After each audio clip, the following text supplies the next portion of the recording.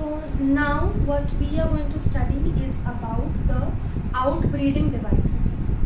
Outbreeding devices की ज़रूरत क्यों पड़ी? सबसे पहला क्वेश्चन ये है, क्या होता है हर बार अगर एक ही प्लांट में सेल्फ पॉलिनेशन होते गया तो उसमें क्या हो जाएगा, उसमें इंटरब्रीडिंग डिप्रेशन आ जाएगा। इंटरब्रीडिंग डिप्रेशन का मतलब ये होता है कि there will be no diversity, no genetic variations because the same thing is repeating. You are just making clones of one already existing plant. You are making clones of already existing flower. जो already वैसा का वैसा replica हो रहा है, उसमें कोई variation नहीं है, कोई इवोल्यूशन नहीं हो रहा है, कोई जेनेटिक वेरिएशन नहीं आ रहा है, morphologically genetically everything is same. So when we don't want it to happen, when we do not want plants to self-pollinate again and again, there are certain outbreeding devices which help in prevention of self-pollination so that we promote the concept of cross-pollination ताकि variation आ पाए। उसमें सबसे पहला type होता है unisexuality. Unisexuality का क्या मतलब होता है? इन प्लांट्स में जो फ्लावर्स है वो आइदर मेल फ्लावर्स होंगे या फीमेल फ्लावर्स होंगे, मतलब उनमें आइदर मेल रिप्रोडक्टिव ऑर्गन होगा या फिर फीमेल रिप्रोडक्टिव ऑर्गन होगा, एक ही होगा। अब जब दोनों ऑर्गन्स ही नहीं है फ्लावर में तो सेल्फ पॉलिनेशन का कोई सेंस ही नहीं आएगा, तो यहाँ पे सेल्फ पॉलिनेशन नहीं हो सकता है। बिकॉज यहाँ पे सेल्फ पॉलिनेशन नहीं हो रहा है, what is the use? We are having the solution of cross pollination. यहाँ पे क्रॉस पॉलिनेशन होगा, we can get genetic variants here. The example in this case is papaya. Second we come to dichogamy. Dichogamy में क्या होता है, एक ही flower में stigma भी है, एंथर्स भी है, लेकिन स्टिग्मा एंथर्स का जो इंटरैक्शन होता है, हमारा एंथर्स में से पोलन निकल के स्टिग्मा के सरफेस पे बैठते हैं, उसके बाद जो एंटायर पोरल क्रिस्टल इंटरैक्शन हो गया, फर्टिलाइजेशन हो गया, ये सब इवेंट्स तब होते हैं जब एंथर्स और स्टिग्मा एक ही टाइम पे मैच्योर होता है। अगर फ्लावर में एंथर्स और स्टिग्मा एक ही टाइम पे मैच्योर ही नहीं हुआ, again the pollination will not occur, pollination नहीं हो पाएगा। ठीक है, तो इस टाइप को डाइकोगैमी बोला गया, जहाँ पे सेल्फ पॉलिनेशन होगा ही नहीं।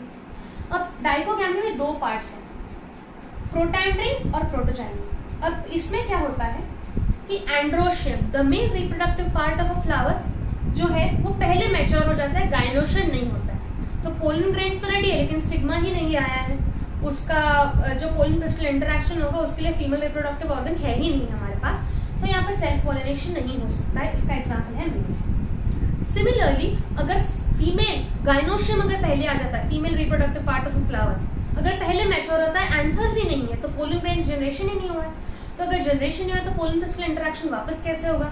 तो बाकी के जो फर्टिलाइजेशन इवेंट्स है, पोस्ट फर्टिलाइजेशन है, वो सब रुक जाएंगे क्योंकि पॉलिनेशन हुआ ही नहीं है। Because either of something, either male reproductive part of the flower or the female reproductive part of the flower is not getting matured at the same time. Protogyny में female part does not get matured, gets matured first. Example is gloriosa. यहाँ पे वापस solution क्या है हमारे पास? Cross pollinate कर दो।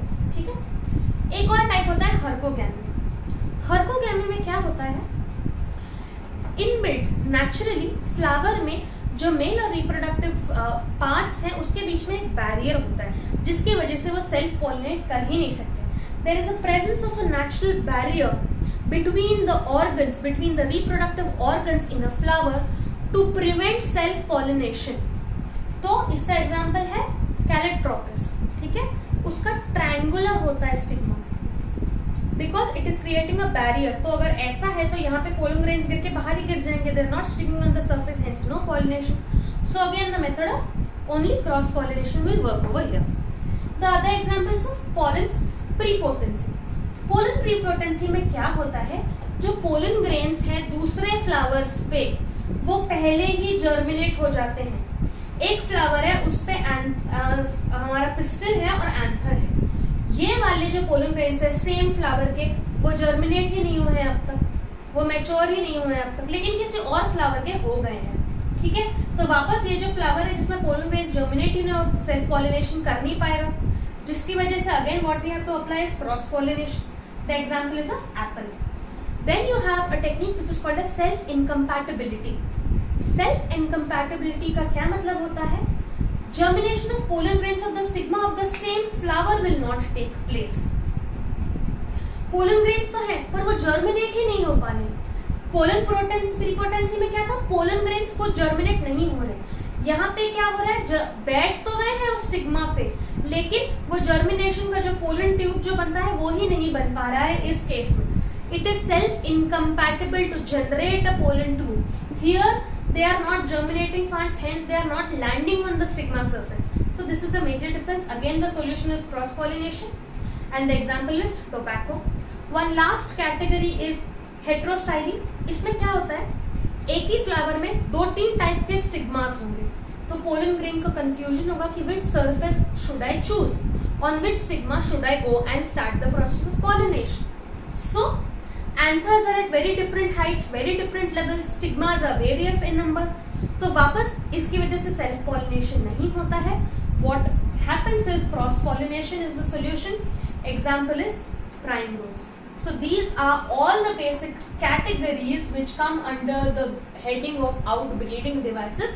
The main purpose of outbreeding devices is only to create genetic variation, ताकि interbreeding depression जो होता है self pollination के सेम चीजें जो बनती हैं वो ना बने. This is the main reason why people why there is a system of outbreeding devices in the nature.